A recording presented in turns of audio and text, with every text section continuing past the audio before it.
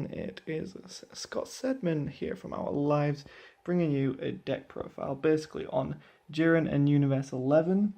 This is pretty much everything from Universe 11. There's no real spice to it. And if you can hear that in the background, that is my housemate shouting at my dog. So, without further ado, we're running Jiren Leader, 4 Absolute Justice Jirens, 4 Topper, 4 Swift Warrior Disper,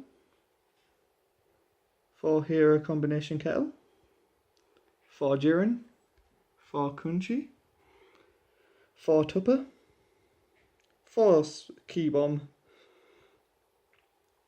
4 Zora, 4 Vaughn, 4 Cocotte Zone, 3 Cahestral, and 3 Crusher Ball. So basically, everything from Universe 11 Frontal Power is being run at 4. Sideboard we'll get into in a second. And essentially, the play of this deck is to get Jiren out 10-5, crush everyone's energy, and basically swing quad. The best thing I find with this deck is attacking constantly with this leader to get a card into hand, even if you don't want to give them resources, it's generally the good idea to do so.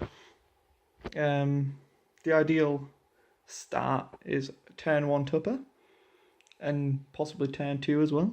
Doesn't really matter after turn 2. You want to be comboing in your opponent's turn to bring Dispo out. Basically, the crux of it is, if you can get 5 Universe 11 guys by turn 5, you're golden. Even if you don't have Jiren, you're pretty... There's some options which we'll break down now. Boop. So essentially the way I play this deck, the only 4 cards I'm generally going to be playing for actual mana cost are these 4. You got Topper, Kunchi, Tupper, and Kettle. Kettle's just brilliant because he's barrier and 20k double strike with other Universe 11s on the field.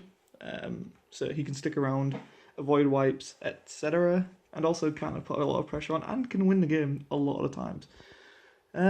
Tupper, again, searches your deck, thins it out.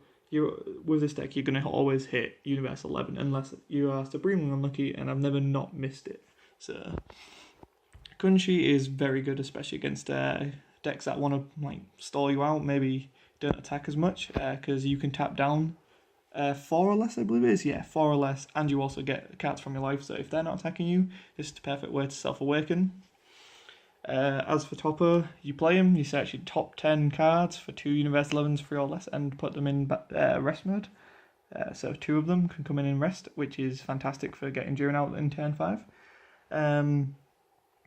Normally my targets with Jiren, it's already Topper. If they've got rest mode things with Kunchi, I'll go and get a Jiren, because then you just drop a yellow card and kill 2 of them. It's great. Or, if I need to stall, I'll be going for wherever he is. We'll find him. There he is. Zora. Essentially, you can survive a hit.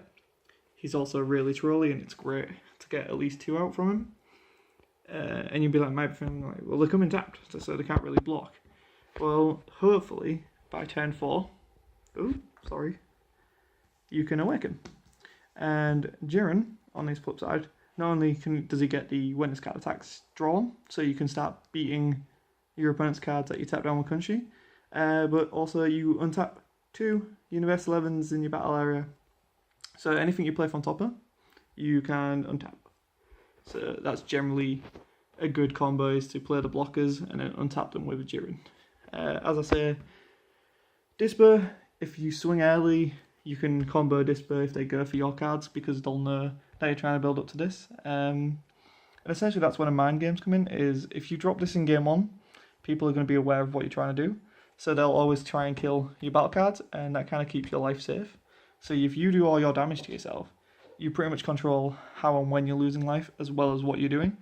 And this is where Kettle really comes in, because he's the MVP, especially against self-awakened decks like SS3 Veggies and stuff like that. Because if they damage themselves down to 4, then all you need to do is get 2 hits in, or 1 hit with Jiren. So it kind of punishes self-awakening decks a little bit.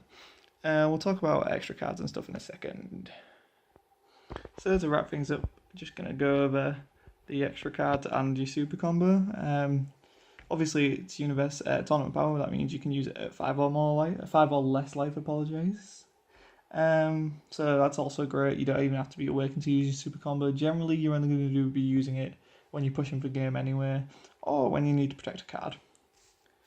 Cocoon's brilliant because you can tap down something without barrier, and also negate attack. That's why I run this over Nimbus, because this deck works better when your opponent's card taps, so you can kill them with Jiren, whereas Nimbus just stops at people attacking. It's general preference, and also Crusher Ball is generally, if you're going to go into Jiren next turn, that you've already got a target. It's pretty simple, and in very quick games, Crusher Ball kind of shuts down a lot of things trying to attack you fast. So yeah, that's pretty much the Jiren profile. I'll quickly look at the extra sideboard. As you can see, sideboard's pretty straightforward. Casserole, I don't even know how to say his name, is only there just to fill out the playset. 2 Mass Sage, generally only going to side in 1. Crusher Ball, just there for the playset. Battering Laser if I come into a blue deck that's counter heavy. And Nimbus is just Nimbus. We're probably going to use more Nimbus when we get the Ultimate Box, because a lot of the Universe 11 cards revolve around being in the drop for that. So there's going to be some spice and change when those cards drop. But for now, that's pretty much it. So thanks for watching, and I hope you enjoyed, and leave any feedback in the comments below. Bye.